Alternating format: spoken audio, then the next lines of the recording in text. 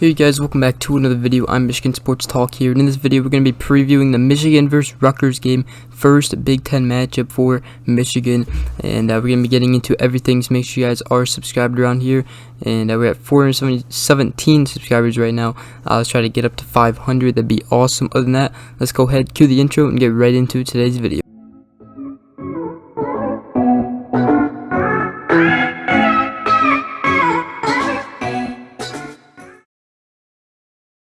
Alright, so both teams coming into this game are both 3-0. Michigan ranked number 19 right now. Rutgers not ranked, but they have had some easy games here. They beat Temple 61-14, beat Syracuse 17-7, and beat Delaware just last Saturday 45-13.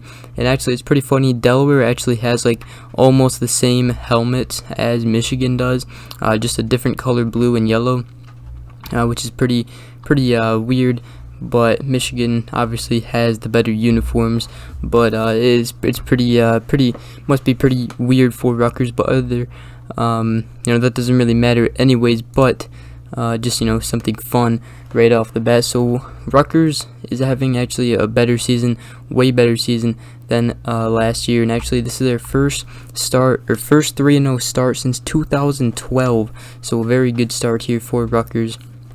Now against Temple, what to look out for Rutgers, Noah Vedral, he is a good quarterback.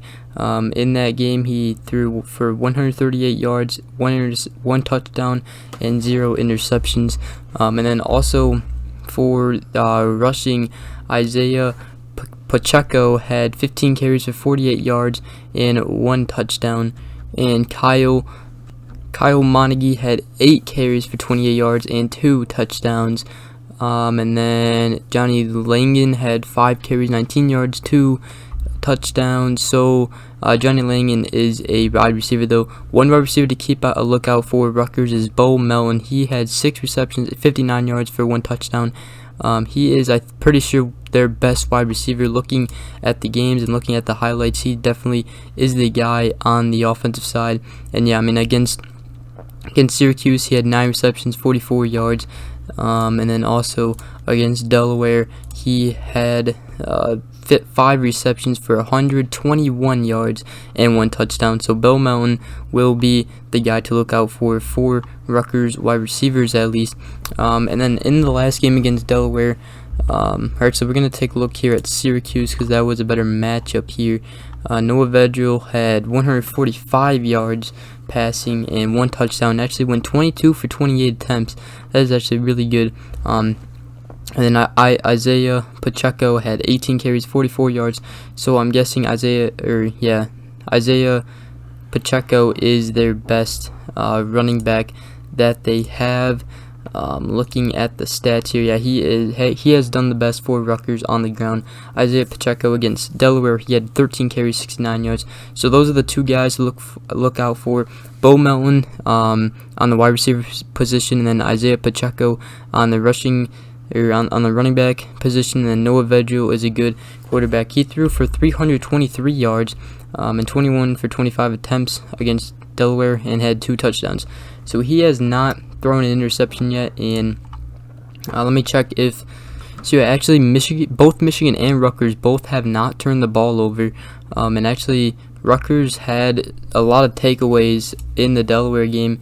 They had actually no, they didn't. Yeah, excuse me, that was against Temple that they had a lot of turnovers. They had 3 fumble recoveries and 2 interceptions, and I'm pretty sure one of those was a pick 6. So total yards for the Temple game, it was 365, and they had 145 passing yards, 220 rushing yards that game.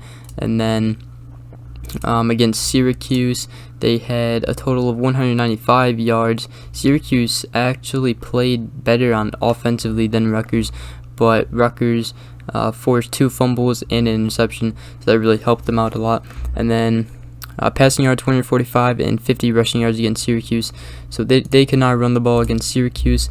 And then against Delaware, they had a total of 493 total yards, 334 passing yards, and 159 rushing yards. So their passing game is definitely going to be the pretty much their strength on offensively against Michigan. You guys all know Michigan their run game is just insanely good, and I mean, both defenses for Rutgers and Michigan have both done good. I mean, Rutgers and Michigan both have only let up, the highest score that they've let up is 14 points. Michigan against Western Michigan, they beat them 47-14. That's actually the highest the team has scored against them. Washington 31-10, Michigan won, and Northern Illinois 63-10. And Rutgers again 61-14 against Temple, they beat them. Rutgers 17-7 against Syracuse, and 45-13 against Delaware. So defensively, Rutgers is actually pretty dang good. So Rutgers defense should be good. Probably not the best defense in the Big Ten because they haven't really gone up against a good team yet. So we don't know really where they're at. But Syracuse, I'm pretty sure, is not that bad of a team. Looking at their schedule here, they obviously lost to Rutgers, but they did beat Ohio 29-9 and beat Albany 62-24. So they were 2-1 on the season. Still got to see how teams play throughout conference play, but Rutgers, not a bad, first Big Ten matchup for Michigan. It should be a pretty darn good game, I think. I mean, I still think Michigan will end up blowing them out, but I think, in the first quarter might be a closer game, but we'll see. I mean, Rutgers defense just has to show up, and I think Michigan will ultimately, though, carry away with this game.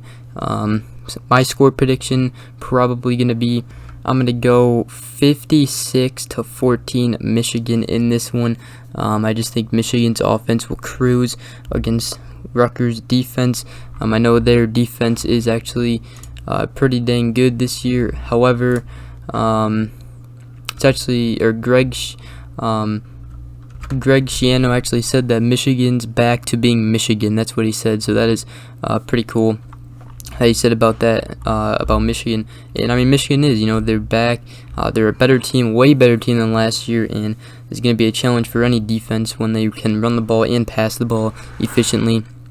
Now, Rutgers is supposed to have a good ball hawking defense, and so Michigan will have to prepare for Rutgers' ball hawking defense. But I think, when we run the ball efficiently, and then that'll open up the pass. So I think our offense will be fine. So 56-14 Michigan, that's my prediction. Let me know down in the comment section below what you guys think.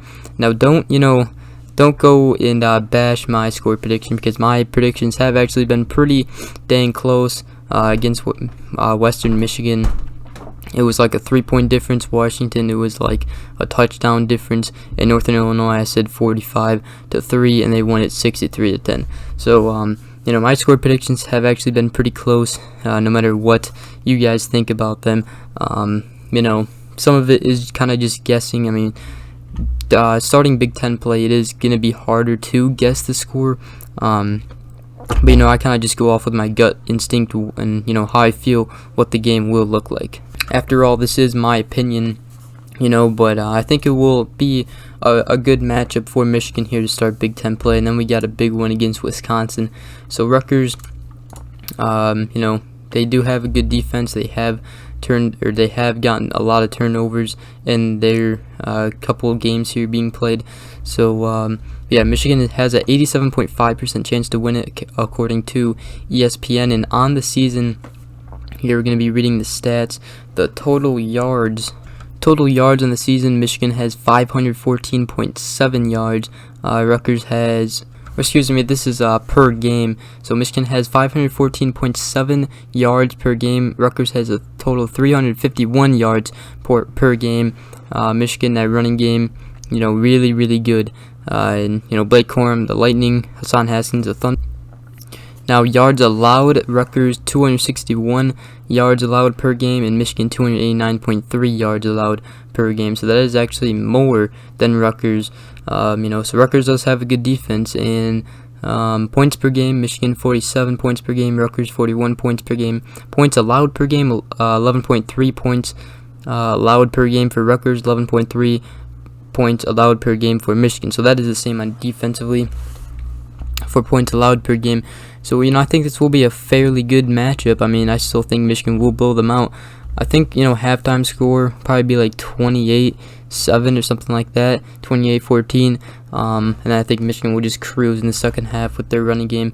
I could be wrong though; it could be even worse. So I don't even know. But I think this is a good first Big Ten matchup for Michigan, and games will just keep getting harder and harder for Michigan here throughout the Big Ten schedule. It is conference play now, and this is when it really matters.